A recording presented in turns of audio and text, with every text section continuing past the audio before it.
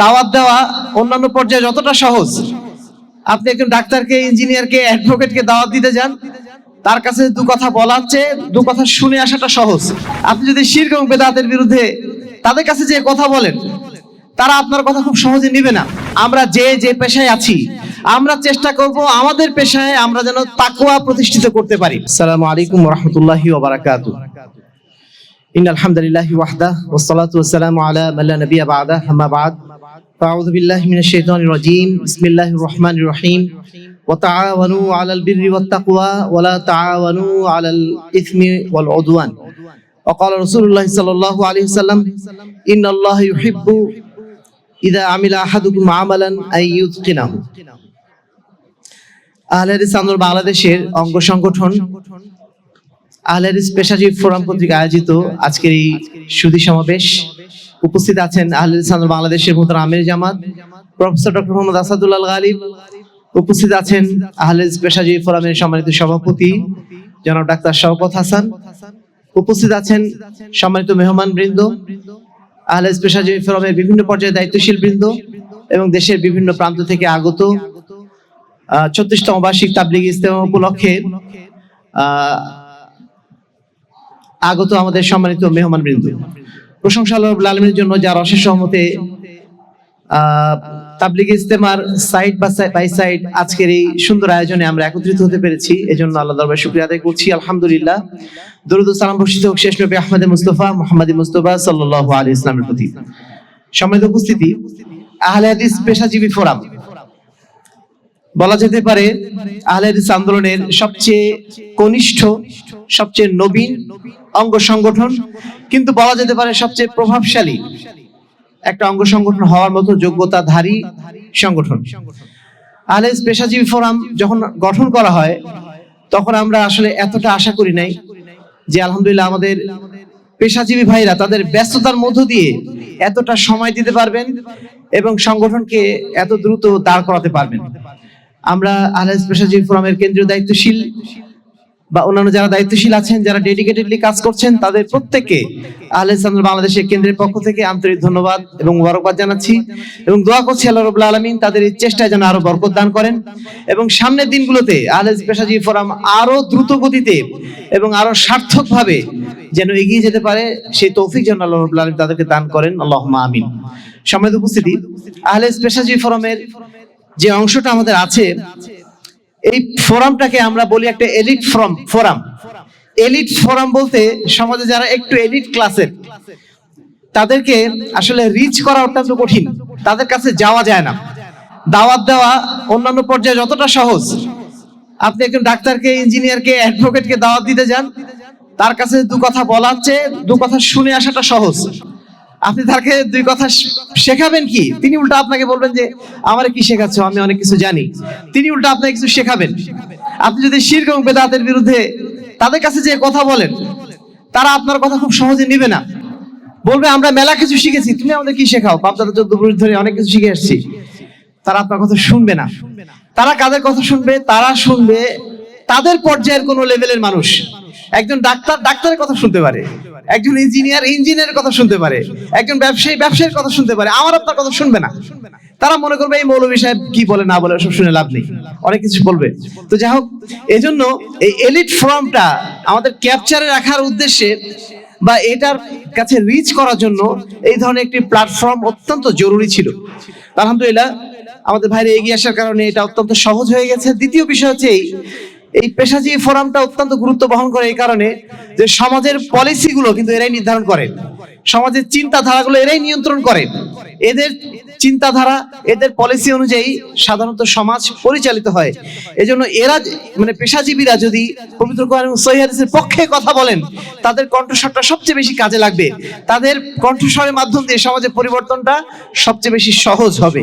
তো আমরা পেশাজীবী ফোরামের ভাইদের প্রতি আবার আন্তরিক ধন্যবাদ জানাচ্ছি, তারা এই দায়িত্ব গ্রহণ করার জন্য। মোহতারাম আমির জামাত চলে আসছেন, আমি আর বেশি কথা বলতে চাইবো না। কয়েকটি বিষয় বলতে চাইবো, আর আহলে পেশাজীবী ফোরামে যারা দায়িত্বশীল আছেন তাদেরকে 5টি বিষয় মনে করে দিতে চাই। প্রথমত, আমরা যে পেশায় আছি আমরা চেষ্টা করব আমাদের পেশায় আমরা যেন তাকওয়া প্রতিষ্ঠিত করতে পারি, আমাদের পেশায় যেন কোনো প্রকার হারাম না যায়, আমাদের পেশাকে যেন আমরা সম্পূর্ণভাবে দুর্নীতিমুক্ত করতে পারি। আমরা দেশকে দুর্নীতিমুক্ত করার জন্য অনেক কথা বলি, আমরা অনেককে গালিগালাজ করি, কিন্তু আমরা যখন যেই পেশায় আছি আমরা কি আমাদের পেশায় দুর্নীতিমুক্ত হতে পেরেছি? শিক্ষক আমি হয়েছি ধরে নিন, আমি কি আমার ছাত্রদের পরিপূর্ণভাবে দেই?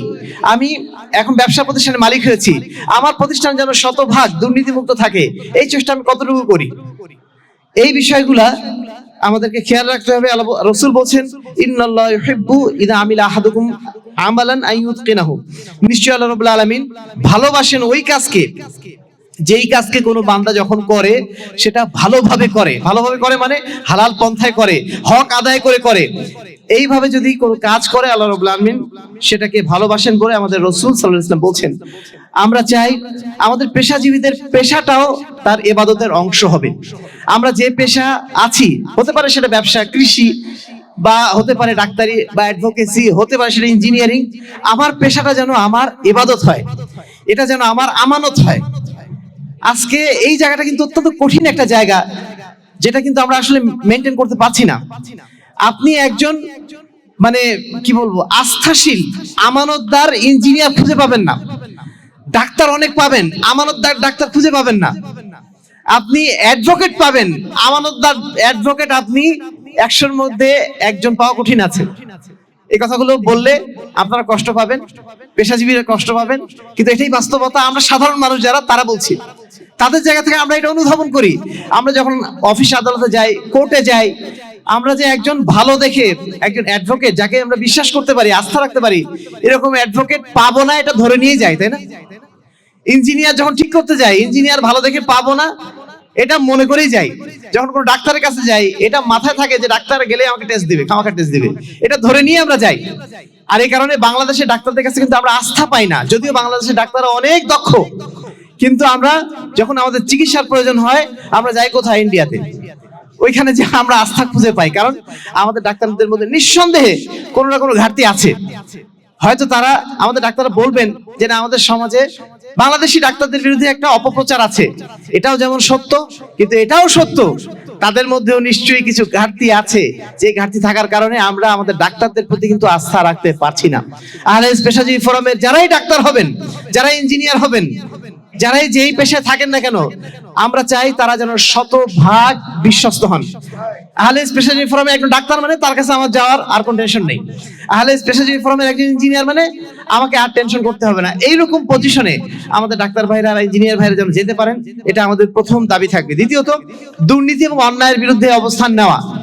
আপনি ডাক্তার বলে ডাক্তারদের অন্যায়গুলোকে আপনি এড়িয়ে যাবেন, এটা দয়া করে করবেন না। অনেকেরই দেখি এরকম, ডাক্তারদের বিরুদ্ধে যদি আমরা একটু অভিযোগ করি যে ডাক্তার একটু টেস্ট বেশি বেশি দেয়, আপনার ক্লিনিকের মানে পারপাস সার্ভ করার জন্য তারা বেশি বেশি টেস্ট দেয়, এটা তো অনেক ক্ষেত্রে সত্য, তাই না? বেশিরভাগ ক্ষেত্রে অসত্য ধরে নিলাম, কিন্তু অনেক ক্ষেত্রে তো সত্য। এটার বিরুদ্ধে যদি ডাক্তাররা না কথা বলেন, আমরা কথা বললে তো মানুষ শুনবে না। আপনাদের কিছু কথা বলার প্রয়োজন। আফদালুল জিহাদি কালিমাতু হাক্কিন ইনদা সুলতানিন জাইরিন, সবচেয়ে উত্তম জিহাদ হচ্ছে মানে সরকার প্রধানের সামনে বা একজন মানে অত্যাচারী শাসকের সামনে সত্য কথা বলা। তো শুধু শাসক তো না, প্রত্যেক অত্যাচারী, যে ডাক্তার ভুল করছেন, অন্যায় করছেন, তিনি একজন অত্যাচারী নন, তিনি তো জালেম। জালেম কি শুধু শাসক হবেন? জালেম তো একজন ডাক্তার হতে পারেন, জালেম তো একজন ইঞ্জিনিয়ার হতে পারেন, একজন অ্যাডভোকেট হতে পারেন। তার জুলুমের বিরুদ্ধে কথা বলার প্রয়োজন না, এবং তার জায়গা থেকে আপনি কথা বলেন যে কেন আপনি একজন ডাক্তার হয়ে অন্যায়ভাবে টেস্ট দিয়ে মানুষের পকেট কাটবেন। এই কাজগুলো কিন্তু অশিক্ষিত মানুষ করছেন না, শিক্ষিত ভাইরাই করছেন। তা আমরা আশা করব এই জায়গাগুলোতে আমাদের আহলে পেশাজীবী ফোরামের ভাইয়েরা তারা জোরালো অবস্থান নেবেন। দেশে যেখানেই কোনো অন্যায় হোক না কেন, সেটা ডাক্তার হোক বা ইঞ্জিনিয়ার হোক, পেশাজীবী ফোরামের বা পেশাজীবী যারাই হোক না কেন, যে অন্যায়গুলো করছেন তাদের বিরুদ্ধে আমাদের কথা বলতে হবে। যারা স্কুলে বা কলেজে চাকরি করছেন, বিশ্ববিদ্যালয়ে চাকরি করছেন, শুধু বেতন নিয়ে আপনারা রাজপথে নামবেন না। আপনাদের এটা এই জন্য নামা দরকার যে আমাদের আভ্যন্তরীণ দুর্নীতিগুলো বন্ধ করতে হবে। বিশ্ববিদ্যালয়ে শিক্ষক নিয়োগের ক্ষেত্রে যে অন্যায়গুলো করা হচ্ছে, এগুলোর বিষয়ে কিন্তু আমাদের শিক্ষকদের তেমন কোনো কথা বলতে আমরা শুনি না। তাদের তো কথা বলা উচিত যে বিশ্ববিদ্যালয়ের সর্বোচ্চ বিদ্যাপীঠ, এখানে শিক্ষক নিয়োগ হবে মেধার ভিত্তিতে। কেন রাজনীতির ভিত্তিতে হচ্ছে? কেন বিশ্ববিদ্যালয়ে আপনার রাজনীতি থাকবে? ছাত্রদের মধ্যে কেন রাজনীতি থাকবে? এই কথাগুলো কিন্তু আমাদের শিক্ষকরা বলেন না, ছাত্র বলেন না, কেউ বলেন না। সম্মানিত উপস্থিতি, এই অন্যায়ের বিরুদ্ধে প্রতিবাদ করার মতো অবস্থান আমাদের পেশাজীবী ফোরামের ভাইদের থাকতে হবে। 3 নম্বর বিষয়, ইসলামী মূল্যবোধের প্রচারগুলো করতে হবে। আমরা আমাদের জায়গা থেকে শিরক বিদআতের বিরুদ্ধে কথা বলছি, আপনারা যদি বলেন আপনাদের কথাটা আরো বেশি ইফেক্টফুল হবে। আপনি একজন ডাক্তার, আপনার কাছে যখন একজন ক্লায়েন্ট এসেছেন, একজন রোগী এসেছেন, তাকে যখন আপনি চিকিৎসা দিচ্ছেন, চিকিৎসা দেওয়ার পাশাপাশি যদি একটা আত্মহারিক ধরিয়ে দেন, তিনি কিন্তু অত্যন্ত আগ্রহের সাথে পত্রিকাটা দেখবেন, তাই না? একজন ডাক্তার দিয়েছেন, ডাক্তারকে মানুষ অনেক বিশ্বাস করে, তার কাছে যে যদি একটা তাহরিক হাদিয়া পায়, একটা সালাতুর রাসূল হাদিয়া পায়, সে কিন্তু অনেক আগ্রহী পড়বে। আর তাকে যদি আপনি বলেন যে তোমার হাতে দেখতেছি একটা তাবিজ বাঁধা আছে, তাবিজ বাঁধা যাবে না। আপনি শিশু ডাক্তার, আপনার একটা বাচ্চাকে দেখলেন যে মাথায় কালো টিপ দিয়ে রাখছে, আপনি বলে দিলেন যে না, এটার কোনো ক্ষমতা নেই। এই ছোট্ট ছোট্ট কথাগুলো তাদের কিন্তু অনেক বেশি ইফেক্টফুল হবে, মানে তাদের ক্লায়েন্টদের উপরে অনেক বেশি ইফেক্টফুল হবে। তো এই কাজগুলো আমরা যেন করি, ইসলামী মূল্যবোধ প্রচারে আমরা যেন সাধ্য ভূমিকা নেই, তাওহীদ এবং শিরক সুন্নাতের প্রচারে, শিরক এবং বেদাতের বিরুদ্ধে প্রচারে আমাদের কিন্তু একটা বড় ভূমিকা রাখার সুযোগ রয়েছে। আপনাদের দাওয়াতি কার্যক্রম করা অনেক সহজ অন্যান্যদের তুলনায়। চতুর্থ যে বিষয়টি, আমাদের সমাজ সেবামূলক কাজগুলো আমাদের বাড়াতে হবে। আমাদের ভাইরা আলহামদুলিল্লাহ ঘোষণা দিয়েছেন একটা হাসপাতাল প্রতিষ্ঠা করার জন্য। এটা অত্যন্ত গুরুত্বপূর্ণ একটা উদ্যোগ এবং এই উদ্যোগটা গ্রহণ করাটা অত্যন্ত জরুরি। আমরা এই উদ্দেশ্যে কিন্তু আহলে পেশাজীবী ফোরাম গঠনের সময় আমাদের চিন্তা ছিল এইগুলোই, যে আমাদের যেন একটা ফিনান্সিয়াল ইনস্টিটিউট হয়, আমাদের যেন একটা মেডিকেল ইনস্টিটিউট হয়, একটা ইঞ্জিনিয়ারিং ইনস্টিটিউট হয়, যেই জায়গাগুলো থেকে আমরা শুধুমাত্র ইঞ্জিনিয়ার না, দিনদার ইঞ্জিনিয়ার উপহার দেব। সেই জায়গা থেকে শুধু ডাক্তার না, একজন দিনদার ডাক্তার উপহার দেব। যেই জায়গা থেকে আমরা শুধুমাত্র একজন পেশাজীবী না, একজন দিনদার পেশাজীবী উপহার দিতে পারবো। তো সেই কাজগুলো শুরু করতে পেরেছেন আমাদের পেশাজীবী ভাইয়েরা, আমরা তাদেরকে আন্তরিক ধন্যবাদ জানাচ্ছি।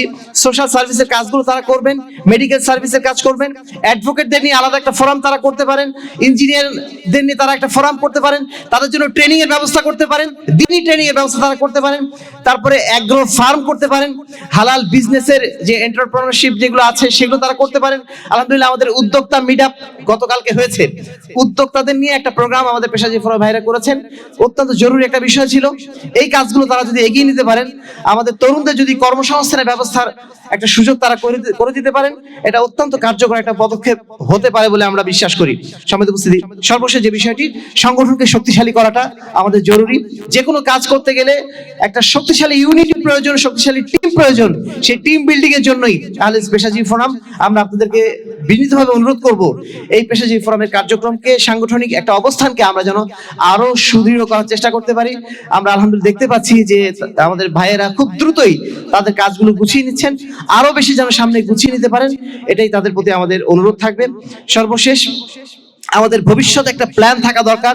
আহলে পেশাজীবী ফোরাম যদি এইভাবে টার্গেট নেয় যে আগামী 5 বছর বা 10 বছর পরে আমরা পেশাজীবী ফোরামকে এই জায়গায় দেখতে চাই এবং এই আমরা উদ্যোগগুলো গ্রহণ করতে চাই, এই অর্জনগুলো আমরা সামনে নিতে চাই, তাহলে কিন্তু ইনশাআল্লাহ খুব সহজেই তারা এই কাজগুলো করতে পারবেন। এখন একটা ফিনান্সিয়াল ইনস্টিটিউটের অত্যন্ত প্রয়োজন। ইসলামী ব্যাংকিং, তো আমরা যেটা এখন ব্যাংকিং বলছি, ইসলামী ব্যাংকিং, এটা কি আসলে ইসলামী ব্যাংকিং? এটা জাস্ট ব্যাংকিং কে ইসলামী নাম দেওয়া, এটা ইসলামী ব্যাংকিং আসলে নয়। কিন্তু এর বিকল্প তৈরি করা, এটাও তো প্রয়োজন। এই জায়গায় আমাদের স্কলারশিপের সার্ভিসটা বা সাপ্লাইটা দিতে পারেন আমাদের পেশাজীবী ফোরামের ভাইরা। আমরা চাই যে তাদের মধ্যে একটা ইন্টেলেকচুয়াল একটা ফোরাম তৈরি হোক, যারা চিন্তা ভাবনা করুক যে এই জায়গাতে আমরা বিকল্প কি দাঁড় করাতে পারি। একটা হালাল ইনভেস্টমেন্ট সেন্টার হয়তো করতে পারলাম, কিন্তু ব্যাংকিং এর যে কাজগুলা, টাকা পয়সার লেনদেনের কাজগুলো তো আমাদের করতেই হচ্ছে। এই কাজগুলো কিভাবে হালাল উপায়ে করা যায়, সেই মেকানিজম গুলো যদি তারা একটু চিন্তা ভাবনা করেন, একটু গবেষণা করেন, হয়তো তাদের মাধ্যমে বেরিয়ে আসবে। এটা আমরা আশাবাদী। এই জায়গাগুলো যেন তারা তাদের লক্ষ্যের মধ্যে নিয়ে আসেন, এটা আপনাদের প্রতি আমাদের অনুরোধ রইল। সর্বশেষ, আল্লাহ রাব্বুল আলামিনের সেই আহ্বানকে আমরা স্মরণ করে দিতে চাচ্ছি। আল্লাহ বলছেন, ইয়া আইয়ুহাল্লাযীনা আমানু, হে ঈমানদারগণ, ইন তানসুরুল্লাহ, যদি তোমরা আল্লাহকে সাহায্য করো, ইয়ানসুরকুম, আল্লাহ রাব্বুল আলামিন তোমাদের সাহায্য করবেন। ওয়া ইউসাব্বিত আকদামাকুম, তোমাদের পা পা গুলোকে দৃঢ় করে দেবেন। আমরা যদি আল্লাহর পথে এক পা আগাই, আল্লাহ রাব্বুল আলামিন আমাদের দিকে 10 পা ইনশাআল্লাহ এগিয়ে আসবেন। ওয়াল্লাযীনা জাহাদু ফিনা লানাহদিয়ান্নাহুম সুবুলানা, যারা আমার পথে চেষ্টা চালায় আমি তাকে অবশ্যই অবশ্যই পথ দেখাবো। আমরা যদি আজকে হালাল বিজনেস, হালাল এন্টারপ্রেনারশিপ, হালাল ফিনান্সিয়াল ইনস্টিটিউট গড়ার জন্য এখন থেকে প্ল্যান নেই, ইনশাআল্লাহ আল্লাহ রাব্বুল আলামিন আমাদের নিয়তের উপর বরকত দিয়ে আমাদের একটা পথ ইনশাআল্লাহ খুলে দেবেন। সেই পথ এবং পন্থা খুলে নেওয়ার জন্যই আমাদের সাধ্যমতো আল্লাহর কাছে চাইতে হবে, দোয়া করতে হবে, চেষ্টা চালাতে হবে। আল্লাহ রাব্বুল আলামিন সেই তৌফিক যেন আমাদের ভাইদেরকে দান করেন। আহলে পেশাজীবী ফোরামকে যেন আল্লাহ রাব্বুল আলামিন কবুল করে নেন। আহলে আন্দোলন বাংলাদেশের কার্যক্রমকে এগিয়ে নিতে আহলে পেশাজীবী ফোরাম যেন আমাদের সামনের দিনের অগ্রদূত হয়ে দাঁড়াতে পারে। আল্লাহ রাব্বুল আলামিন সেই তৌফিক আমাদেরকে দান করুন। আল্লাহুম্মা আমিন। ওয়া আখিরু দাওয়ানা আলহামদুলিল্লাহি রাব্বিল আলামিন। আসসালামু আলাইকুম ওয়া রাহমাতুল্লাহি ওয়া বারাকাতুহু। আহলে হাদিস আন্দোলন বাংলাদেশ